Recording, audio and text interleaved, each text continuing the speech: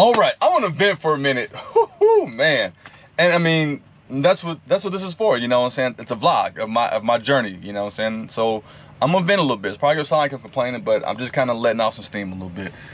So, you know, obviously in trucking, there's always a bunch of challenges, and I'm here for the challenge. I know what the challenges are, and hey, I accept it. This is what I want to do, and I want to overcome those challenges and make this thing work, you know? But sometimes, man, I'm not gonna lie to you, it gets a little overwhelming, you know, when you feel like you're doing everything, or at least you're doing 80-90% of things correctly 90% of the time, and it just seems like everything is just stacked against you, you know, high fuel, high maintenance, just, you know, just whatever, canceled loads.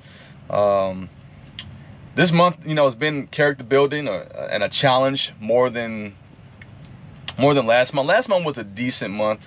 I mean, for this market, last month was a decent month, but I mean, goodness gracious, this is like off the jump. You know, I had a cancel load, showed up to a shipper on a Sunday, which weekend loads are always going to be a risk.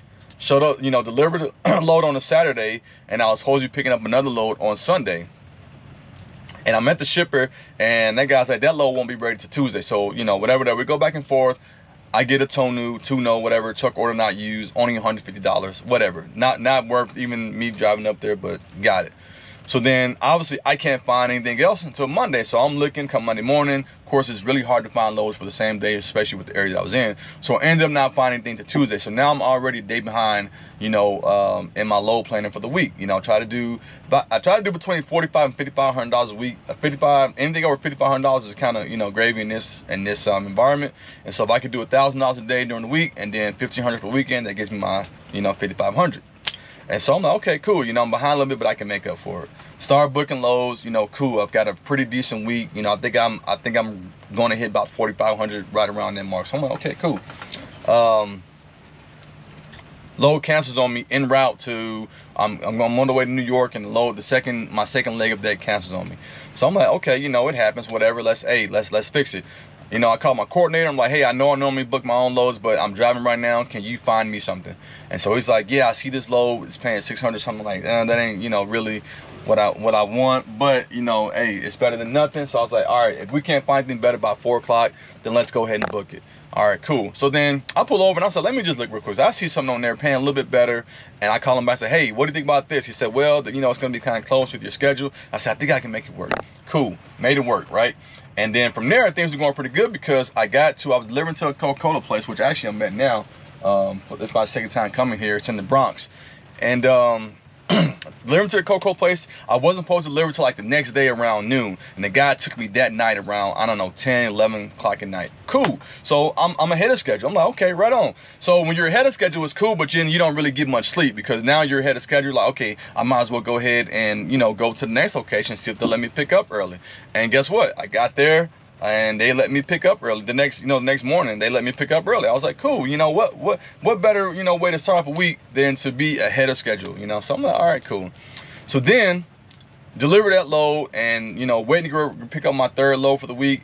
And I get a call at 4 o'clock on a Friday afternoon that load canceled. And I had 2 or 3 other loads booked after that. So they had to cancel and take away all those loads.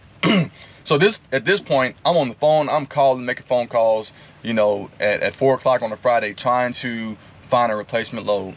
And of course, like, that's damn near impossible.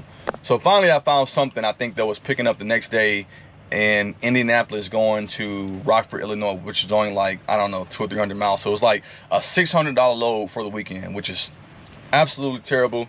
The one good thing about it was I did get to spend some time with my mother, my sister, my nephew, and niece up in Chicago. And so that was pretty nice. But, you know, I'm out here trying to, you know, get that revenue up. So I'm like, man, a $600 load for the weekend. But like I said, again, that was better than nothing. All right, so boom, move past that week, moving to the next week, you know, let's get going, whatever. Things are going pretty good, you know. Head up to the New York area, and I started just bouncing around the Northeast, which I really don't like being Northeast that much.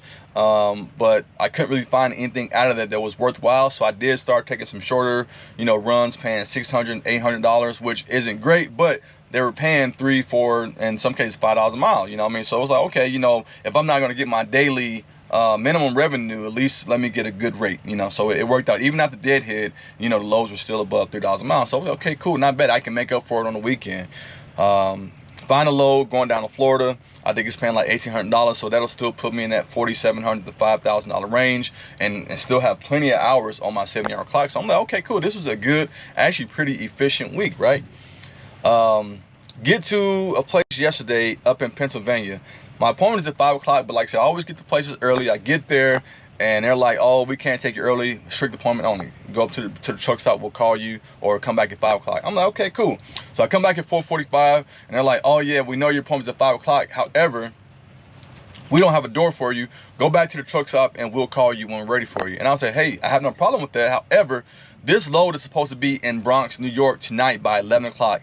And if it's 5 o'clock now and you guys take 2 hours to load me up, the Bronx is like 240 miles away. And it's hills, and I'm gonna have 43,000 pounds. I was like, make that make sense to me. You know what I'm saying? Like, I don't even understand why they would have the appointment that late anyway. That's why I was trying to get loaded up early, so that way I could make, you know, the 11 o'clock to the receiver or whatever. And he said, oh, well, hold on a second. So he said, all right, well, you're good. I emailed them, letting them know that the shipment was gonna be late, whatever. I don't know if he did or not, whatever. So I go back up to the truck stop. He calls me back, you know, probably about an hour later, say, hey, you can come on back down. Come back down. Finally make it out at around 8:15, 8:30, you know. And I'm going. The traffic's not bad. Of course, I'm dealing with the hills, and the truck's not really running that great right now, but I'm maintaining, you know. So I get to within 14 miles. It took me about, let's say, 4.5 hours to get to the Bronx area or the New York area. I get 14 miles from where I'm delivering at, and it was getting me there about like 1:15, 1:30 in the morning, right? That's what the time was saying. That's what GPS was saying.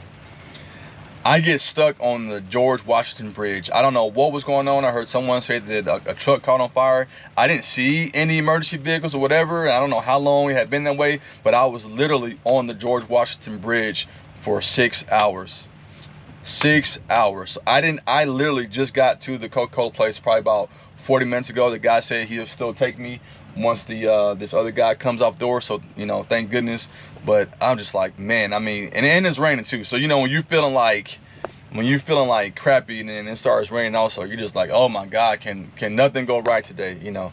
But I don't know, in the moment it really sucks, but talking about it now and kind of getting off my chest and venting is really not that bad. Things usually work out in the long run. But I mean, just being on that bridge for 6-7 hours, and like, I mean, and if you've ever been on any kind of bridge really, or the George Washington Bridge, like, you know, obviously it shakes and everything, vehicles come by, then it's meant to flex. So you just sit on this bridge this whole time and it's just like flexing and everything, and it starts raining, and, you know, then you're getting sleepy. I literally had been up since like 5 o'clock yesterday morning. And here it is, 7 o'clock. So at this point I've been up 27 hours, you know, and it's like, for what, for $800 load, you know what I'm saying? But whatever, I mean, it is what it is, you know what I'm saying? We go, oh, did that guy pull out? No, not yet. We're gonna make the best of the situation. Let me see.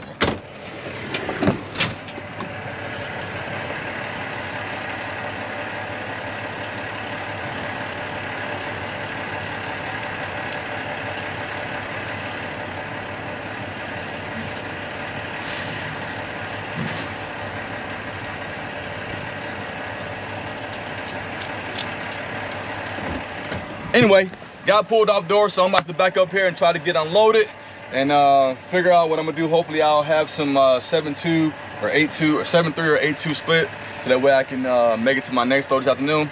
Hope you guys enjoyed the video. I know I was kind of venting a little bit, but hey, sometimes, you know, we need to get it off our chest. Hey, hard times don't last, hard truckers do. It's not about how much you make, it's about how much you keep, and last but not least, stay smooth, my friends.